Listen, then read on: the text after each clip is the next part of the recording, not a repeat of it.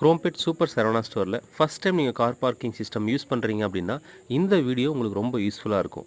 அங்கே வந்து automated car parking system use பண்ணுறதால கேட் வரைக்கும் தான் உங்களால் ட்ரைவ் பண்ண முடியும். அதுக்கப்புறம் அவங்களோட ஆப்ரேட்டர் வந்து டேக் ஓவர் பண்ணிப்பாங்க.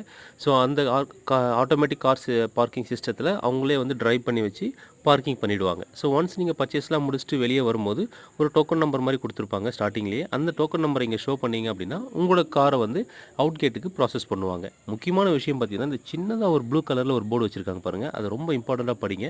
என்ன போட்டிருக்காங்கன்னா, உங்களுடைய காருக்கு எந்த ஒரு டேமேஜஸோ ஸ்க்ராச்சஸோ எது நடந்தாலும் அவங்களுடைய நிர்வாகம் பொறுப்பு ஏற்றுக்காது.